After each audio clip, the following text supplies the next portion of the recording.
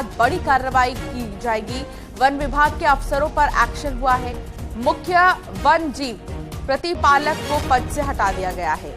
अपर मुख्य वन संरक्षक को भी हटाया गया है। वन्य जीवों की लगातार मौत के मामले में शासन ने कार्रवाई की है और दुधवा में वर्षों से जमे रेंजरों की भूमिका की भी अब जांच होगी।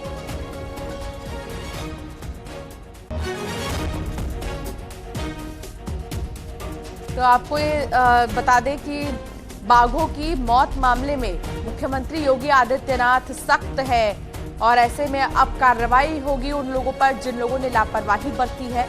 वन विभाग पर एक्शन लिया जाएगा। मुख्य वन्यजीव प्रतिपालक को इसी सिलसिले में हटा दिया गया है। टाइगर मौत मामले पर सीएम योगी सख्त है। संकेत मिश्रा हमारे संवाददाता हमारे साथ जुड़ गए हैं। संकेत, क्या जानकारी मिल रही है? टाइगर की मौत के मामले में अब मुख्यमंत्री योगी आदित्यनाथ सख्त होते नजर आ रहे हैं। क्या एक्शन लिया जा रहा है? क्या निर्देश जारी किए गए? देखिए, दुधवा में 3 टाइगरों की हुई पिछले 10 दिनों के भीतर। इस पूरे मामले को लेकर मुख्यमंत्री योगी आदित्यनाथ ने गंभीरता दिखाते हुए तत्काल पूरी एक जांच कमेटी का गठन किया। उसने जो वन विभाग के मंत्री हैं उनको और जो एचओडी हैं विभागीय उनको और अपर मुख्य सचिव वन इन अफसरों को तत्काल मौके पर जाके वहां पे जांच करने के निर्देश मुख्यमंत्री योगी आदित्यनाथ ने कल दिए थे।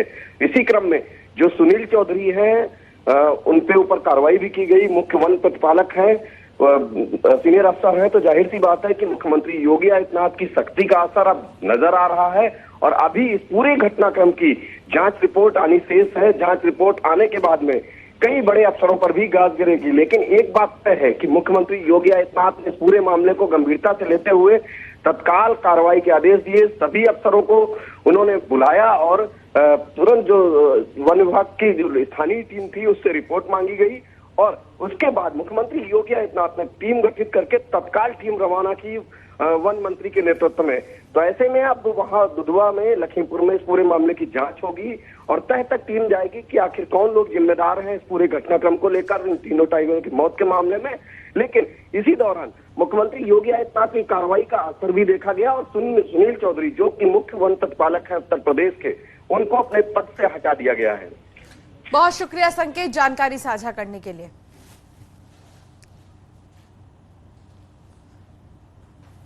लखीमपुर खीरी का दुधवा टाइगर रिजर्व में बीते कुछ दिनों में बाघों की मौत की खबरें सामने आई। बाघों की मौत की खबर का सीएम योगी ने संज्ञान लेते हुए वन मंत्री को जांच के निर्देश दिए हैं। सीएम योगी के निर्देश पर वन मंत्री लखीमपुर खीरी के दुधवा टाइगर रिजर्व पहुंचे। उन्होंने कुछ अधिकारियों से जानकारी ली। दुधवा मामले की जांच रिपोर्ट आने के बाद कई अन्य लोगों पर कार्रवाई तय मानी गई है।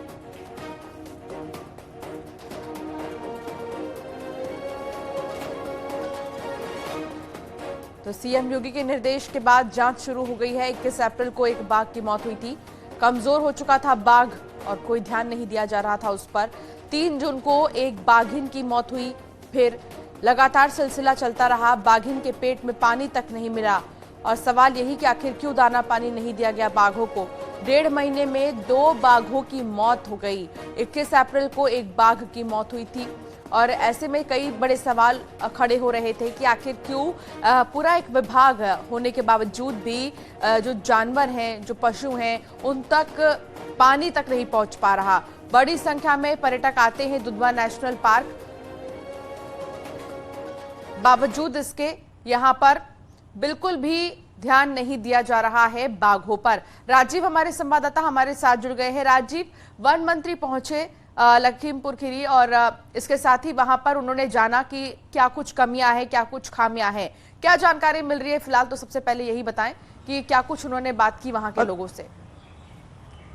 देखिए, बीते कुछ ही दिनों के अंदर लखीमपुर खीरी और टाइगर रिजर्व में लगातार बाघों की मौत को लेकर मुख्यमंत्री योगी आदित्यनाथ ने न सिर्फ चिंता जताई है बल्कि सख्ती भी दिखाई है, जिसके चलते उत्तर प्रदेश के वन विभाग के मंत्री अरुण सक्सेना, अपर मुख्य वन सचिव मनोज सिंह और यूपी फॉरेस्ट ममता संजीव देवी को बीती रात ही लखीमपुर के लिए जाने के लिए निर्देश दिया था। वहां पर इन तीनों लोगों ने जांच शुरू कर दी है और अब तक जो जांच में तथ्य सामने आए हैं उसके मुताबिक जो पहले बाघ की मौत हुई थी बीते दिनों मैलानी रेंज में, जो कि दुधवा टाइगर रिजर्व का बफर जोन है, वहां पर पहले ये कहा गया कि इस बाघ की मौत जो है भूख और पानी से हुई, जबकि चाहे टाइगर रिजर्व हो या फिर लखीमपुर का आसपास हो, वहां पर इतनी पर्याप्त वाटर बॉडीज हैं, वहां पर पर्याप्त खाने पीने और बाघों की शिकार की व्यवस्था है, जिसके आधार पर इस थ्योरी पर सवाल उठते नजर आए। क्योंकि जो पहले बाघ की मौत हुई थी वो कहीं ना कहीं वन विभाग के रेस्क्यू के दौरान हुई थी, जिसके तमाम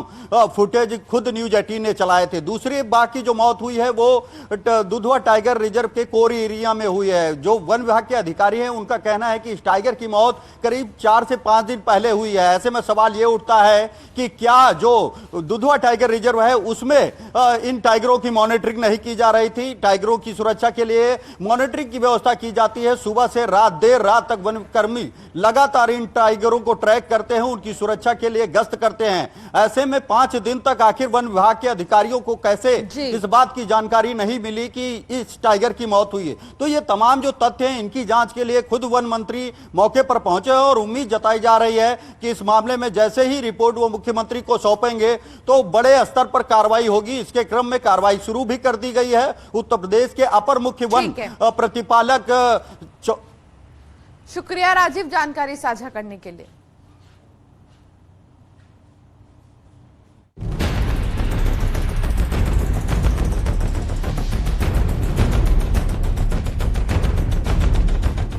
उत्तर प्रदेश का लखीमपुर खीरी, जो दुधवा राष्ट्रीय उद्यान के लिए जाना जाता है, जो प्रकृति और वन्य जीव प्रेमियों के लिए पसंदीदा जगहों में से एक है।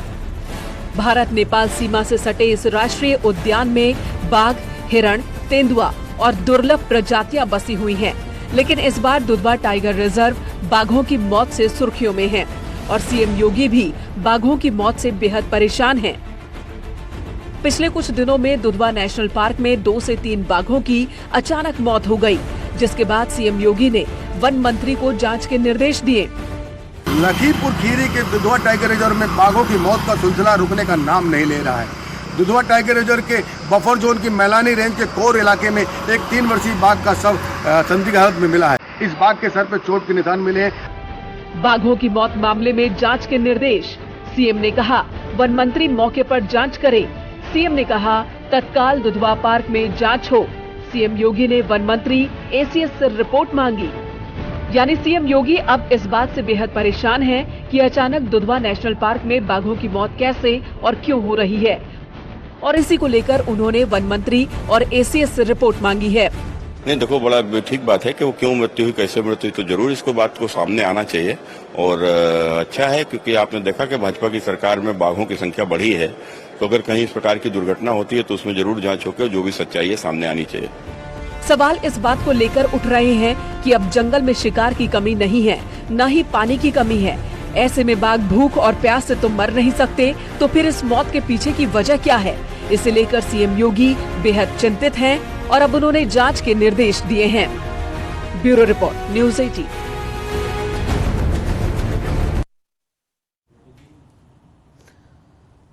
और योगी सरकार ने बड़ा फैसला लिया है। यूपी में नकल रोकने के लिए मसौदा तैयार किया गया है। नकल माफियाओं की संपत्ति अब जब्त हो जाएगी।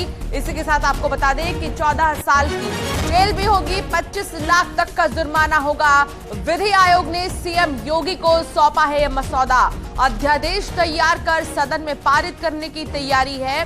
सॉल्वर गैंग और माफिया पर नकेल कसने के लिए तैयार हुआ मसौदा विधि आयोग ने सीएम योगी को सौंप दिया है। तो यूपी पब्लिक एग्जामिनेशन बिल 2023 का मसौदा तैयार हुआ है। न्याय और गृह विभाग के माध्यम से नया कानून अध्यादेश तैयार हुआ है और इसे सदन से पारित कराने की तैयारी भी है। तो अब जो नकल करते हैं उनकी खैर नहीं, जो नकल करवाते हैं उनकी भी खैर नहीं। जो सॉल्वर गैंग है उनके साथ साथ माफियाओं पर किस तरीके से एक्शन हो रहा है ये देखा जा सकता है। और अब 25 लाख तक का जुर्माना और 14 साल की जेल की सजा इसमें प्रावधान है। संकेत हमारे संवाददाता हमारे साथ जुड़ गए हैं। संकेत, इससे पहले हमने उत्तराखंड में देखा था कि नकेल कसने वालों को लेकर किस तरीके से कानून बनाया गया, लेकिन अब यूपी भी पीछे नहीं है, यहाँ पर भी नकल करने और करवाने वालों की खैर नहीं। बिल्कुल, मुख्यमंत्री योगी आदित्यनाथ लगातार जीरो टॉलरेंस पर नीति पर काम कर रहे हैं और जो युवाओं के लिए वो खासे पारदर्शी व्यवस्था उन्होंने रखी है, चाहे वो रोजगार की हो या फिर परीक्षाओं की। मुख्यमंत्री योगी आदित्यनाथ की इसी मंशा के तहत अब मेधावियों की जो मेधा से खिलवाड़ करने वाले नकल माफिया, साल्वर गैंग, ऐसों पर अब कार्रवाई के लिए बकायदा एक मसौदा तैयार हुआ है और इसमें इस अध्यादेश को सदन में लाया जाएगा और उसके बाद पारित कराया जाएगा। इसके तहत नकल माफियाओं की संपत्ति जब्त की जाएगी, 14 साल की उनकी जेल का प्रावधान है, 25 लाख तक का जुर्माना है। यानी कि नकेल कसने के लिए नकल माफियाओं पर ये पूरा मसौदा तैयार किया गया है और विधि आयोग ने इसे तैयार करके मुख्यमंत्री योगी आदित्यनाथ को सौंप दिया है। इसमें जो सबसे खास बात है कि अगर कोई गड़बड़ी पाई जाती है किसी भी परीक्षा में साल्वर गैंग या नकल माफियाओं के द्वारा, तो उनके खिलाफ कार्रवाई होगी।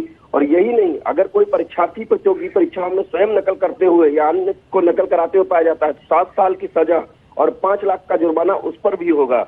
यानी कि इस मसौदे में वो नकल को रोकने के लिए पूरे प्रावधान है और कोशिश की जाएगी इस मसौदे के माध्यम से कि उत्तर प्रदेश पूरी तरीके से नकल विहीन हो। हालांकि मुख्यमंत्री योगी आदित्यनाथ ने सरकार बनते ही इस पर काम करना शुरू कर दिया था और लगातार मुख्यमंत्री योगी आदित्यनाथ की सख्ती का असर भी देखने को मिला।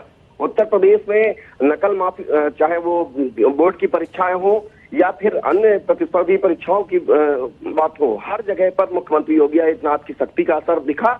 अब इस अध्यादेश से कहीं न कहीं नकल माफियाओं की मुश्किल जरूर खड़ी होगी और उन पर कार्रवाई होगी। बहुत शुक्रिया संकेत, जानकारी साझा करने के लिए। और आज 1442 स्टाफ नर्सों को सीएम योगी नियुक्ति पत्र देंगे। श्रुति सभागार संजय गांधी स्नातकोत्तर आयुर्विज्ञान संस्था में सीएम योगी नियुक्ति पत्र देंगे। इन नए चयनित स्टाफ नर्सों की तैनाती एसजीपीजीआई लोहिया संस्था आयुर्विज्ञान सैफई इटावा में की जाएगी। जो स्टाफ नर्स है उन्हें आज ऑफर लेटर मिलेगा, ज्वाइनिंग लेटर मिलेगा। स्टाफ नर्सों को सीएम योगी आज नियुक्ति पत्र देंगे। 1442 स्टाफ नर्स हैं जिनको आज लेटर्स मिल जाएंगे। लोहिया संस्था एसजीपीजीआई में इनकी तैनाती होगी और व्यवस्थाओं को और बेहतर करने की जो कोशिश है वो सरकार की तरफ से है। इस सिलसिले में नियुक्ति पत्र आज दिए जाएंगे। सीएम योगी आज लखनऊ में गन्ना और चीनी विभाग के कार्यक्रम में शामिल होंगे। यहां सीएम योगी राज्य के 135 किसानों को सम्मानित करेंगे। राज्य गन्ना उत्पादन प्रतियोगिता में शानदार प्रदर्शन करने वाले गन्ना किसानों को सीएम योगी सर्टिफिकेट देकर सम्मानित करेंगे। साथ ही सीएम योगी सहकारिता गन्ना और चीनी मिल समितियों के भवनों का लोकार्पण भी करेंगे। चीनी उद्योग और गन्ना विकास मंत्री लक्ष्मी नारायण चौधरी और राज्य मंत्री संजय गंगवार इस कार्यक्रम में मौजूद रहेंगे। गन्ना उत्पादन में बेहतर प्रदर्शन करने वाले किसानों को सम्मानित किया जाएगा, क्योंकि अब चीनी के मामले में भी उत्तर प्रदेश नंबर 1 पर बन गया है। चीनी उत्पादन में उत्तर प्रदेश नंबर 1 पर है और ऐसे में इसको बहुत बड़ी उपलब्धि समझा जा सकता है। गन्ना किसानों को जिन्होंने बेहतर काम किए हैं, जिन्होंने कड़ी मेहनत की है, उनको आज सम्मानित किया जाएगा। और सबसे बड़ी बात ये कि गन्ना किसानों को सम्मानित करने के साथ ही उनके हौसले को बढ़ाया जाएगा।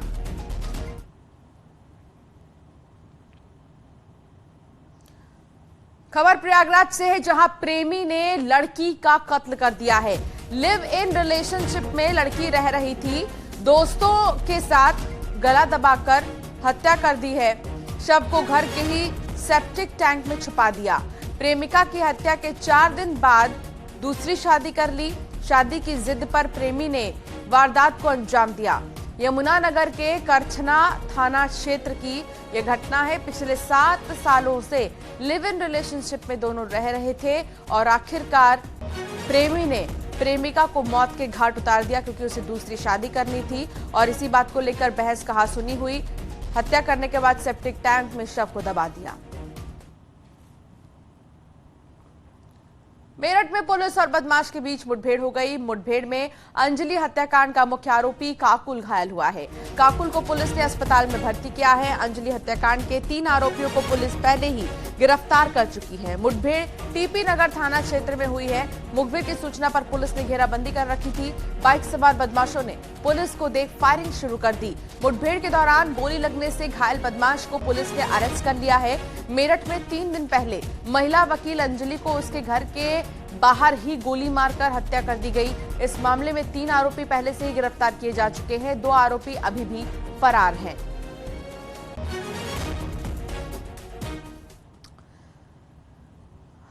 बरेली के वैष्णोधाम कॉलोनी में 1 साल पहले हुए चर्चित संजय हत्याकांड में कोर्ट ने दोनों दोषियों को उम्र कैद की सजा सुनाई है। पत्नी ने प्रेमी के साथ मिलकर हत्या की थी।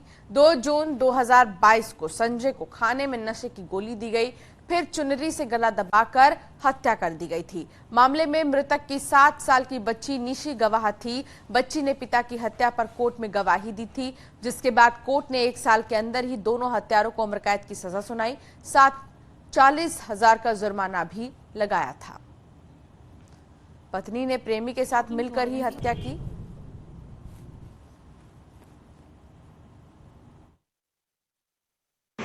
ये लास्ट ईयर की घटना है, 2022 की घटना है।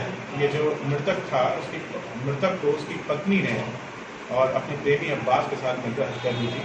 इसमें पुलिस ने इन्वेस्टिगेशन के बाद 2 को चार्जशीट दी थी। उसमें मृतक की पत्नी ज्योति और उसका प्रेमी अब्बास। कोर्ट में ट्रायल प्रोसीड हुआ एडीए 10 श्री तबेज अहमद खान साहब के यहाँ, और उसमें 7 गवाह प्रोसिक्यूशन ने पेश करे।